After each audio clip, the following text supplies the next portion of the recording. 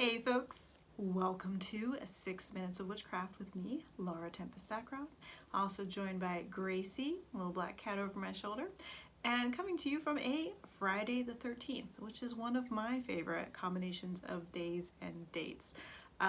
Largely because I was born on the 13th, and so I'm a bit partial to 13. It's a little personal, magical number. You can go into the history of it and see all sorts of other things too. Does it really affect my practice in any greater way?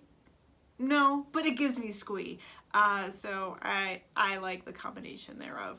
And with that sense of slightly mystical, magical theme, I thought today would be a good one for tackling something that shows up in my inbox a fair amount. And it usually fits the form of, I dreamed this symbol, or I created this sigil. Can you tell me what it means? Y'all. Like, first, I am not the encyclopedia of symbols and sigils, right?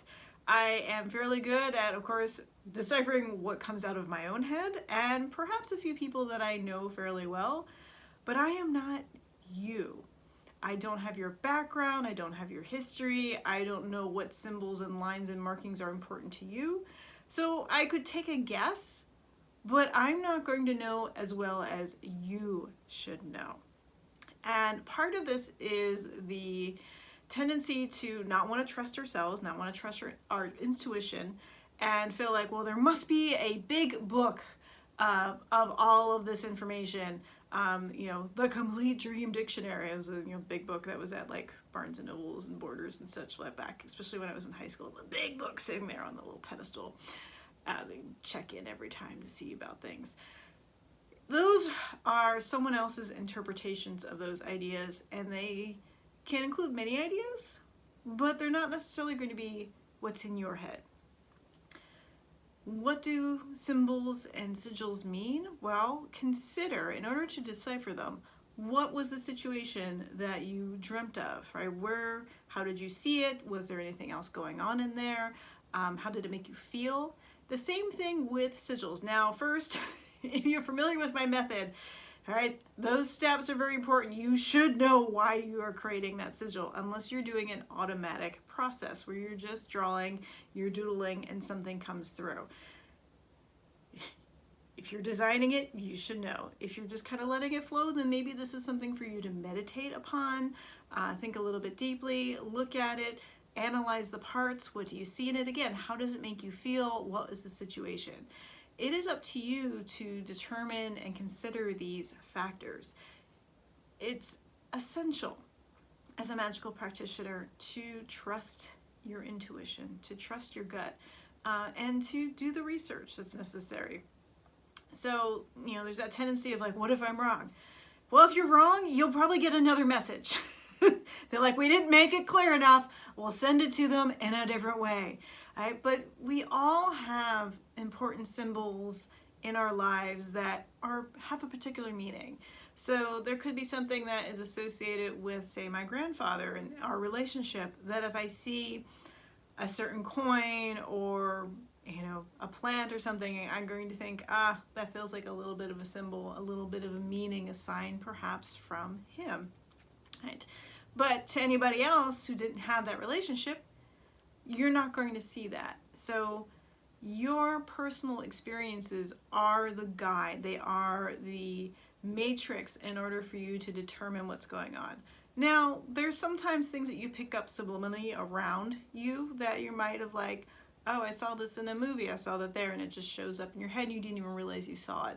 You can go into such things as like this book of magical symbols and alphabets, right?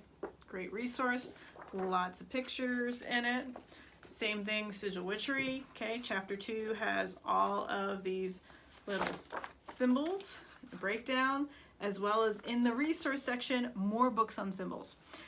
So if you want to check things out and do some research, there are books. They're easy to get. Most of the ones I recommend can be easily gotten. Words are hard.